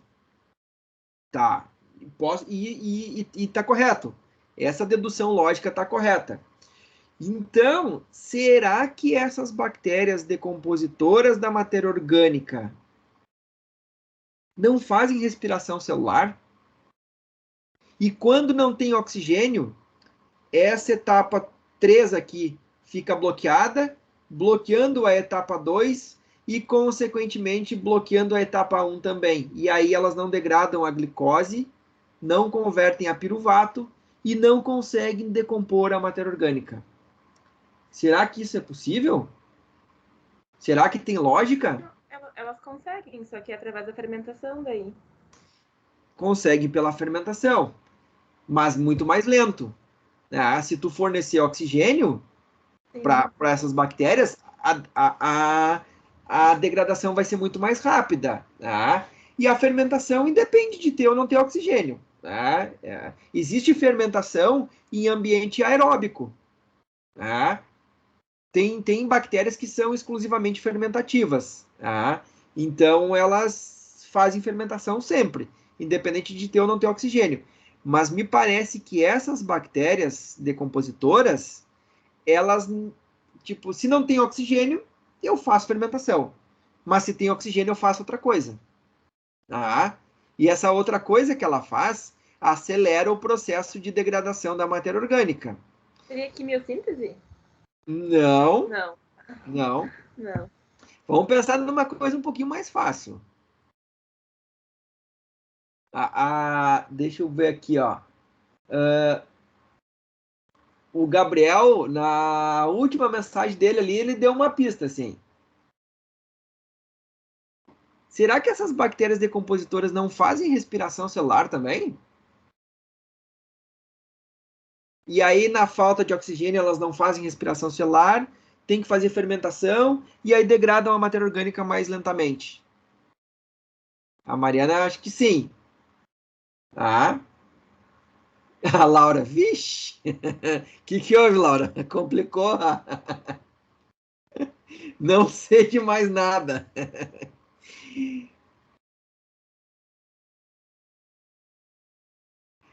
Bernardo, perfeito, Bernardo. Tá? Tu fez uma relação fantástica com a questão da silagem. O que acontece se o silo não for lacrado? O milho apodrece. As bactérias decompositoras fazem a festa dentro do silo, tá? Vão decompor aquilo lá e vai virar uma composteira gigante e extremamente cara, né? Uma composteira à base de milho, assim, vou colher milho para fazer compostagem, tá? Tô brincando, mas é isso que acontece, tá? O Bernardo colocou aqui, se entrar oxigênio no silo, né, onde está sendo feita a silagem, apodrece tudo. Por quê? Porque aí as bactérias decompositoras vão fazer respiração celular e vão degradar toda a glicose que tem ali dentro, ou toda a celulose, né, e consequentemente a glicose, tá, que tem ali dentro do silo. O mesmo acontece, gente, com as bactérias decompositoras de matéria orgânica no solo. Elas são bactérias aeróbicas. Aeróbicas que fazem respiração celular, tá? E aí que entra o mais legal de tudo, tá? O mais legal de tudo. Elas não têm mitocôndria. E aonde que tá? Como é que elas fazem então se elas não têm mitocôndria? Lembrando no celular? Todas as enzimas responsáveis pelo ciclo de Krebs e pela cadeia transportadora de elétrons estão no citoplasma dessa bactéria e na membrana celular dessa bactéria. Tá? E se vocês pegarem e compararem o tamanho de uma bactéria aeróbica com o tamanho de uma mitocôndria, elas são do mesmo tamanho, gente. Daí aquela ideia de que as nossas mitocôndrias foram uma bactéria englobada pelas células eucariontes há milhares de anos atrás. Tá? Milhares de anos atrás. Tá? Se a gente pegar e for analisar o metabolismo de uma mitocôndria e o metabolismo de uma bactéria aeróbica, é muito parecido. Muito parecido. Até as enzimas, se nós compararmos, lembram da estrutura primária das proteínas? A sequência de aminoácidos lá, alanina, sei lá, glutamina, a sequência toda de aminoácidos lá que nós tínhamos, se nós compararmos a sequência de aminoácidos de uma enzima, de uma bactéria aeróbica, com a sequência de aminoácidos desta mesma enzima de uma mitocôndria humana, por exemplo, gente, vocês assim, ó, é inacreditável. Vocês vão achar uma identidade ali de 80, 90% dos aminoácidos, tá? Ou seja, uma similaridade muito grande, tá? Entre as enzimas que estão nas bactérias aeróbicas e as enzimas que nós encontramos nas nossas mitocôndrias hoje, tá? É bem isso, Laura, exatamente, tá? Daí que vem a teoria de que as mitocôndrias presentes nas células eucariontes foram ou eram antigamente bactérias englobadas, tá? Exatamente a endossimbiose. Tá? englobadas por essas células eucariontes. E a mesma coisa vale para os cloroplastos. Tá? Se nós pegarmos os cloroplastos e compararmos com algas azuis, que são bactérias fotossintetizantes, gente, a organização é muito, muito, muito parecida. O tamanho é muito parecido, o fotossistema das algas azuis é muito parecido com os fotossistemas que a gente encontra nos cloroplastos das plantas superiores. É uma coisa incrível, assim. É incrível, incrível, incrível essa similaridade, tá? Então, existem, sim, bactérias que fazem respiração celular, tá? E as enzimas do ciclo de Krebs e da cadeia transportadora de elétrons estão no citoplasma e na membrana, tá, dessas bactérias, tá? E claro que aí os seres superiores, plantas, enfim, tá, animais, tá, os próprios protozoários, aí sim, aí eles têm a organela, né, tem a mitocôndria, que faz então o ciclo de Krebs e cadeia transportadora de elétrons, tá? Ficou claro isso, gente? Entenderam? Isso eu acho uma das coisas mais fantásticas da bioquímica, assim, tá? Porque muita coisa da evolução tem uma base bioquímica. A gente consegue explicar do ponto de vista bioquímico. Tá? E essa é uma delas. A similaridade entre bactérias que fazem respiração celular e as nossas mitocôndrias. Tá? Muito bem. Deixa eu ver. 3 horas. Tá. Estamos no tempo. Então, vamos dar uma olhada nesse segundo estágio aqui. O primeiro estágio nós já vimos, que é de glicose até piruvato, que é a via glicolítica, ou glicólise. Vamos para o segundo estágio, então, que é o ciclo de Krebs. E na segunda-feira que vem, nós vamos para o terceiro e último estágio. Nós estamos montando quebra-cabeças em partes, tá? Então, na aula de segunda, nós falamos da glicólise e da fermentação nos ambientes anaeróbicos, tá? Hoje vamos falar do estágio 2, que é o ciclo de Krebs e as suas reações. E segunda-feira a gente finaliza, né, com o estágio 3, que é a cadeia transportadora de elétrons. Tá? E aí fechamos, então, esta etapa da respiração celular. Tá? E aí depois nós partimos para outras coisas mais complexas. Tá? Muito bem, vamos lá então. Aqui, então, tem uma fotinho, né, uma microscopia eletrônica de uma mitocôndria, bem bonitinha ali, com todas as suas estruturinhas. E aqui, em maior aumento, essa imagem colorida, né, em computador. Foi feito um Photoshop na mitocôndria aqui. Literalmente um Photoshop na mitocôndria. Tá? Para corar ela e deixar ela com essas cores. O que nós podemos ver aqui, gente? Que a mitocôndria, ela tem duas membranas. Uma membrana externa aqui. Aqui talvez não dê para ver, teria que fazer um maior aumento aqui dessa imagem, tá? Mas tem uma membrana externa aqui que circunda toda a mitocôndria, tá? Dá toda a volta nela. E tem uma membrana interna que é toda dobrada, ó. Ela vai até aqui, volta, vem, volta, vem, volta, vem, volta, vai de novo, vem, volta, tá?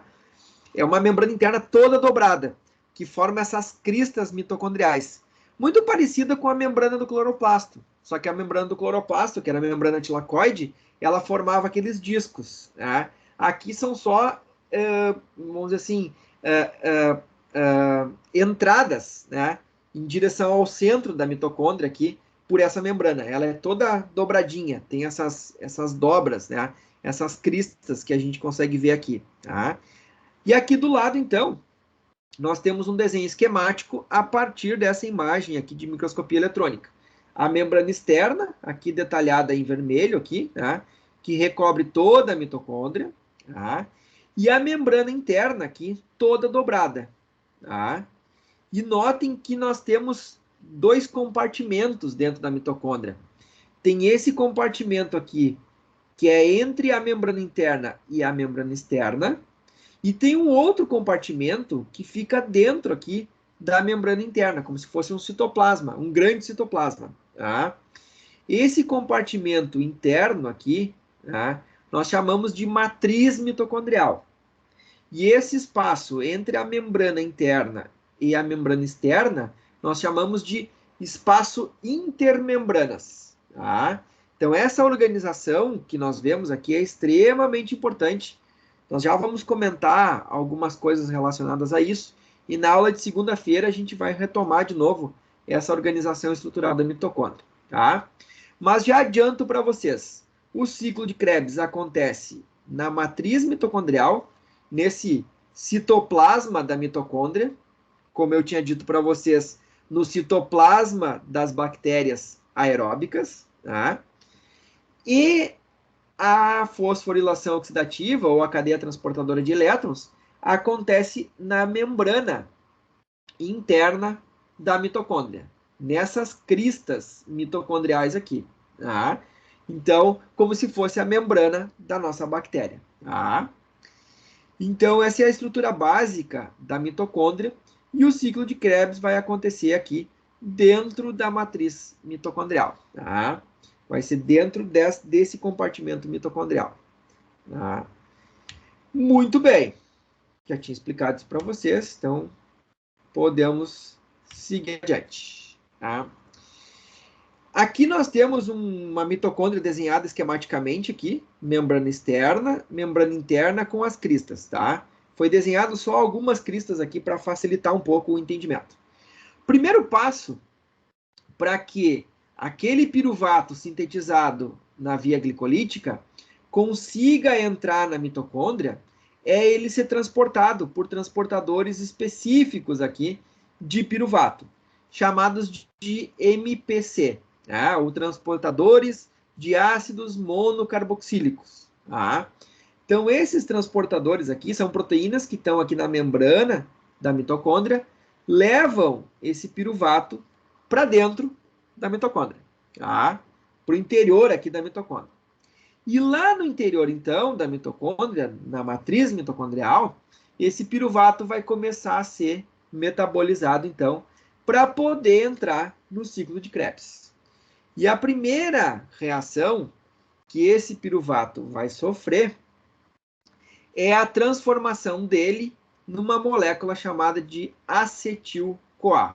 Tá?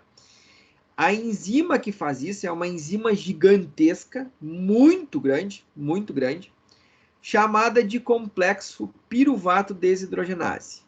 O que essa enzima faz? Ela vai pegar o piruvato, que está aqui, ó, tá aqui o desenho da molécula, 3 carbonos, né, que veio lá da glicólise, tá? E vai remover essa carboxila do piruvato. Ela vai arrancar essa carboxila do piruvato e vai liberar essa carboxila na forma de gás carbônico. Tá? De gás carbônico. Esse gás carbônico aqui, gente, é o gás carbônico que nós expiramos, que nós botamos para fora na nossa respiração. Ele veio lá das mitocôndrias, de todas as células do nosso corpo. Tá?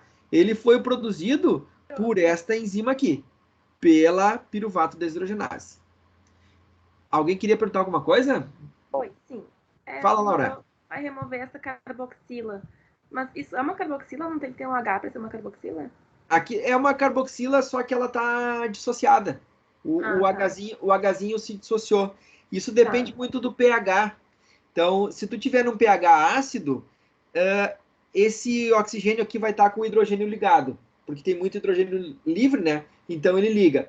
Se tu tiver num pH neutro para o alcalino, esse hidrogênio se desliga. Ele se dissocia, ele sai dali. Tá? Mas continua sendo uma carboxila. Tá? Esse hidrogênio é móvel, ele vai e volta naquele oxigênio ali, dependendo do pH. Tá? Tá, obrigada. Certo? Então, essa carboxila vai ser removida por essa enzima e liberada na forma de CO2. Tá? Só que essa enzima, gente, ela não faz só isso.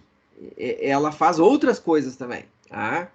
No momento em que ela remove essa carboxila aqui do piruvato, ela também converte uma outra coenzima, o NAD+, tá? em NADH. Da mesma maneira que lá na via glicolítica. Tá? Lá na sexta reação da via glicolítica. O NAD+ é convertido a NADH. Então, essa enzima aqui precisa dessa coenzima para funcionar. Tá? Esse hidrogênio que vai ser ligado aqui no NAD, formando NADH, ele vai ser doado por uma outra coenzima. Então, essa enzima aqui, ela precisa de duas coenzimas para funcionar. O NAD e uma outra coenzima aqui denominada CoA, que é coenzima A. Tá? Significa coenzima A. A estrutura da coenzima A é bem grande, é uma coenzima toda cheia de... tem vários átomos de carbono, enfim. E numa das pontas dela, ela tem um enxofre, tá? Ligado num hidrogênio. E é este hidrogênio aqui que vai ser transferido da CoA para o NAD, formando, então, NADH. E essa CoA que vai restar, com esse enxofre aqui sozinho, vai ser ligada nesses dois carbonos aqui que vão sobrar do piruvato, que nós chamamos esses dois carbonos de acetil. Daí o nome acetil-CoA, tá? Porque é um acetil ligado numa coenzima A, através desse átomo de enxofre aqui, que ficou sozinho quando esse hidrogênio foi doado para o NADH. Tá? Então, por isso que essa enzima é grande. Ela precisa fazer várias reações ao mesmo tempo para conseguir converter piruvato em acetil-CoA e CO2. Tá? Além de sintetizar, então, um NADH. Tá? Então, esse é o primeiro passo, tá? Primeiro ponto para o piruvato conseguir entrar no ciclo de Krebs. Tá? Ele precisa ser convertido em acetil-CoA. Tá? O acetil-CoA é a molécula que vai entrar no ciclo de Krebs. Para isso, então, o piruvato precisa ser convertido em acetil-CoA. Tá? Muito bem. Uma vez formado, tá, esse acetil-CoA, o destino dele é o ciclo de Krebs. Tá? Nessa imagem do lado aqui, mostra todas essas reações aqui de uma forma detalhada. Não vou entrar em detalhes, gente. É bastante coisa para discutir aqui com vocês, tá? Mas quem quiser depois olhar em casa, pode olhar com calma, tá? Mas aqui está o ato, ó, CO2 sendo removido, tá? E o acetil, os dois carbonos aqui que sobraram, ficam ligados aqui na enzima, numa parte da enzima. Depois esse acetil é passado lá para cima, para uma outra parte da enzima, tá? E aí, por fim, ele é ligado no CoA. E aí o CoA, então, doa seu hidrogênio para uma outra parte da enzima, que vai passar esse hidrogênio para uma outra parte dela e que vai descarregar no NADH. Tá? Então, esse é o mecanismo pelo qual essa enzima trabalha. Tá? Depois, se vocês quiserem dar uma olhada com mais calma, podem olhar. Tá? Mas o mais importante daqui é que para esse piruvato poder entrar no ciclo de Krebs, ele precisa ser convertido em CO2. Tá? Em acetil-CoA e CO2. Tá? E para isso, então, precisa dessa enzima denominada, então, piruvato desidrogenase. Muito bem. Agora sim. Tá? Tendo o acetil-CoA pronto, ele pode entrar para o ciclo de Krebs. Aqui está a estrutura química da coenzima A. Tá? É essa molécula gigantesca aqui que vocês estão vendo. É uma coenzima muito grande mesmo. Tá? Depois também vocês podem dar uma olhada com mais calma. Bom, tendo produzido o acetil-CoA, esse acetil-CoA agora pode entrar no ciclo de Krebs, tá? E fazer parte, então, das reações do ciclo de Krebs. E a primeira reação do ciclo de Krebs, que é catalisada por esta enzima aqui, a enzima número 1, que se chama citrato sintase, é justamente pegar os dois carbonos do acetil aqui e condensar esses carbonos com uma molécula de oxalacetato, que tem 4 carbonos. Então, esta enzima aqui ela vai condensar esse oxalacetato com 4 carbonos, com mais 2 carbonos que estão vindo do acetil. Tá? Essa condensação vai resultar na formação de uma molécula chamada de citrato, que tem 6 carbonos. Tá? Os 2 do oxalacetato e os 2 do acetil. Por que só os dois do acetil? Porque o CoA é liberado aqui, ó. Aqui está o CoA. CoA vai ser liberado novamente. A coenzima A é liberada ali para a matriz mitocondrial, tá? A partir daí, então, começou o ciclo de Krebs. Essa é a primeira reação do ciclo de Krebs, tá? A próxima reação, eu vou detalhar todas elas, gente, né? E vou chamar atenção para as principais, tá? A próxima reação é uma isomerização desse citrato em isocitrato. Ele só troca a posição de uns carbonos ali, mas continua tendo 6 carbonos, tá? E aí sim, depois de formado o isocitrato, acontece a primeira reação importantíssima do ciclo de Krebs, que é a formação de uma molécula de alfa-cetoglutarato. Nomezinho bem estranho mesmo, tá? Esta enzima, que é a isocitrato desidrogenase, o que ela vai fazer? Ela vai remover um carbono aqui do isocitrato, na forma de CO2, que vai estar liberado aqui, ó, aqui embaixo no desenho, tá? Isso aqui é um CO2, tá? Ele vai remover uma carboxila, exatamente igual a que eu comentei antes, na reação anterior ali, de piruvato para acetil-CoA, tá? Vai ser removido uma carboxila desse isocitrato e vai ser liberado aqui na forma de CO2. Isso significa dizer, então, que este alfa-cetoglutarato tem 5 carbonos agora, tá? Eram 6 aqui no citrato e no isocitrato. Como saiu um carbono na forma de CO2 aqui, tá? O alfa-cetoglutarato ficou com 5. Tá? E junto com a remoção deste CO2, há a produção de mais um NADH. Tá? Mais um NADH. Tá? Nós formamos mais NADH ainda. Tá? Lembram lá no início dessa aula que eu comentei para vocês que tanto a respiração celular quanto a fermentação tem o objetivo de reciclar os NADHs? Por enquanto, eles não foram reciclados. Eles vão ser reciclados na terceira etapa da respiração, que é lá na cadeia transportadora de elétrons, lá na cadeia respiratória, que é na aula de segunda-feira que vem. Tá? Por enquanto, aqui nós só estamos sintetizando NADH e acumulando um monte de NADH dentro da célula. Tá? Muito bem. A próxima reação, então, é feita por essa enzima gigantesca aqui que vocês estão vendo. Tá? É uma baita de uma enzima também, parecida com a piruvato desidrogenase, que nós chamamos de alfa-cetoglutarato desidrogenase, que vai fazer uma reação muito parecida com a anterior. Vai remover mais uma carboxila do alfa-cetoglutarato, liberando aqui um CO2 e vai sintetizar mais um NADH. Tá? Só que esta enzima aqui precisa da coenzima A de novo. Então, aquela coenzima A que foi liberada aqui em cima vai descer e vai entrar nessa enzima aqui, para formar, então, o produto denominado succinil-CoA. Tá? Então, o succinil-CoA é o produto dessa reação aqui, que tem 4 carbonos, porque mais um carbono foi removido aqui na forma de CO2. Tá? E aí, agora, esse succinil-CoA vai seguir adiante no ciclo, porque, como isso aqui é um ciclo, nós temos que terminar aonde ele começou. Temos que terminar aqui em cima, né, no oxalacetato. Tá? Então, as outras reações todas que vão acontecer aqui vão ser na tentativa de recuperar esse oxalacetato, né, que iniciou aqui o ciclo.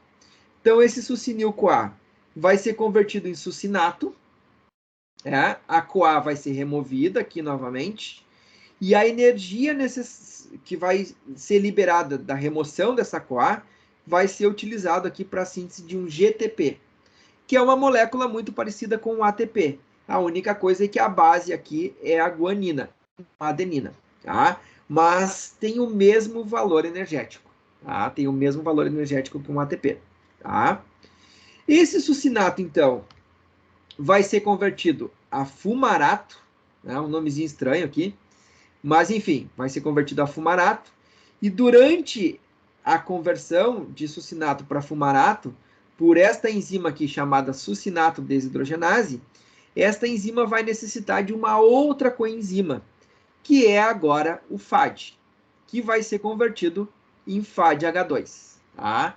Ela vai remover 2 hidrogênios aqui do succinato e vai passar para o FADH2, tá? Desculpa, para o FAD para formar FADH2, liberando então o fumarato. Por último, então, esse fumarato vai ser convertido a malato pela adição aqui de uma molécula de água, tá? Vai entrar aqui uma moléculazinha de água, vai ter uma hidratação aqui, né, no fumarato, formando malato. E por último, então, esse malato vai ser reconvertido a oxalacetato, tá? E novamente esta enzima aqui, que é a malato desidrogenase, vai necessitar de um NAD+, e vai converter ele a NADH, tá? Vai converter ele a NADH. Este, então, gente, é o ciclo de Krebs, tá? É a segunda etapa da respiração celular, tá? Esse ciclo, ele é extremamente importante para todos os organismos vivos. Praticamente todos os organismos são capazes de realizar ciclo de Krebs, exceto aqueles organismos que são fermentadores obrigatórios. O que eu quero dizer com isso? Que só sabem fazer fermentação, tá? Que não conseguem fazer respiração celular. Tá? Por quê? Ou porque não tem mitocôndrias, ou porque não tem as enzimas necessárias para fazer respiração celular. Não tem as enzimas do ciclo de Krebs, ou não tem as enzimas da cadeia transportadora de elétrons. Tá? Muito bem. Um pouquinho complexo, mas conseguiram entender? Conseguiram captar as informações? Sim? Não? Mais ou menos? Estão metabolizando ainda? Boa, Rafaela. Boa pergunta. Quanto tempo leva para tudo isso aqui acontecer? Frações de milésimos de segundo. Tá? É assim, ó, mais rápido do que estalar o dedo. Muito rápido mesmo. Tá? Todas essas enzimas estão trabalhando de forma extremamente coordenada dentro da mitocôndria para isso acontecer muito, muito rapidamente. Muito rapidamente. Tá? Então, é frações de milésimos de segundo. É uma coisa impressionante mesmo a velocidade com que isso ocorre. Tá? Certo, gente? Dúvidas? Mais alguma?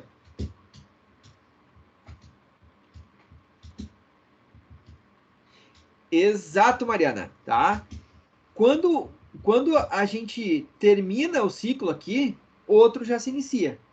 Tá? Isso acontece sem parar. Sem parar. Tá? Só para dar um exemplo, abrindo um parênteses agora, tá? Tem um tipo de célula no nosso corpo que faz respiração celular exclusivamente à base de glicose, que são os neurônios. Tá? As outras células do nosso corpo usam glicose também para fazer respiração celular, mas se tiver, por exemplo, lipídios, se tiver proteínas, elas também fazem respiração celular a partir desses outros substratos energéticos. Mas os neurônios, em particular, fazem só a partir de glicose. O nosso cérebro é extremamente dependente de glicose para funcionar. Tá? Aproveitando a tua pergunta, a tua e a da Rafaela, imaginem quantas vezes aconteceu esse ciclo dentro dos neurônios de vocês durante esses 1h20 e poucos aí de aula. Tá? Milhares e milhares e centenas de milhares de vezes por minuto, por segundo. Tá? Esse ciclo aconteceu dentro dos neurônios da cabeça de vocês para abastecer esses neurônios com a energia, com os ATPs que eles necessitam para poder funcionar. Tá? A mesma coisa aconteceu na minha cabeça. Para eu poder explicar isso para vocês, para eu poder, né, fazer as relações que a gente faz na aula, os meus neurônios consumiram uma quantidade imensa de glicose e fizeram esse ciclo aqui dar milhares e milhares e milhares de voltas sem parar para produzir os ATPs necessários para que as nossas células funcionem. Tá? Isso acontece de forma ininterrupta, sem parar, a todo momento, tá? Dentro das nossas células, dentro das mitocôndrias das nossas células. Tá? Respondido, Mariana e Rafaela. Entenderam? Muito bem. O Reinaldo ele botou meus neurônios aqueceram. Sobreaqueceram, tá? Não, gastaram muita glicose, com certeza. Ah, fizeram esse ciclo de Krebs aqui trabalhar bastante. Essas enzimas aqui trabalharam muito, muito, com certeza. Tá? Muito bem, gente. Aqui tem uma imagem esquemática do ciclo de Krebs. Essa que eu mostrei para vocês aqui. Isso aqui que tem as enzimas, as reações, né? Tudo bonitinho, tá? Isso aqui é, digamos assim, uma figura como acontece mesmo dentro da mitocôndria.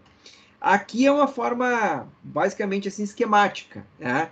Destacando algumas coisas importantes que o ciclo de Krebs produz. Primeiro, né, o ciclo de Krebs ele sintetiza 3 moléculas de NADH, né, em 3 reações diferentes aqui, né, de isocitrato para alfa-cetoglutarato, de alfa-ceto para succinil-CoA, e depois lá de malato para oxalacetato, então são sintetizados 3 NADHs. É sintetizado também um FADH2, de succinato aqui para fumarato, tá? Então, nesta enzima aqui, na succinato desidrogenase, e também é sintetizado aqui uma molécula de GTP, que equivale energeticamente a um ATP, tá? É equivalente, tá? Também nesta reação aqui. E uma outra coisa que o ciclo de Krebs também produziu foram o quê? As 2 moléculas de CO2 aqui, ó, gás carbônico, aqui e aqui. Tá? Da onde que vieram esses CO2?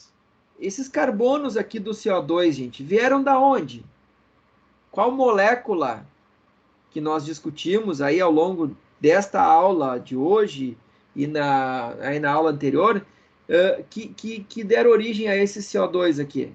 Fora o CO2 que foi sintetizado antes ali de piruvato para acetil-CoA, que também é mais um. Tá? De onde que vieram esses CO2 aqui? Qual foi a molécula de 2 carbonos que entrou no ciclo? Que entrou lá na primeira reação? O acetil-CoA. O acetil-CoA. O CoA foi embora, né? O CoA foi desligado aqui do acetil. Mas quem entrou aqui foi o acetil. Então, esses 2 carbonos aqui, este CO2 e este CO2 aqui, são esses 2 carbonos aqui, ó, do acetil. Tá? E esse acetil veio da onde? Veio do piruvato. E o piruvato veio da onde? Da glicose. Então, esse CO2 aqui, esse CO2 aqui, este aqui, e o CO2 anterior ali de piruvato para acetil-CoA, que eu mostrei anteriormente para vocês, vieram da glicose no final das contas. Tá? Vieram da glicose. E aí vocês começam a pensar naquela reaçãozinha que vocês aprendem lá no ensino médio. C6H12O6, glicose, tá? Mais oxigênio, resultando em 6 moléculas de CO2 mais 6 moléculas de água. O CO2 nós já descobrimos aonde que eles aparecem. Aqui no ciclo de Krebs e na reação anterior de piruvato para acetil-CoA.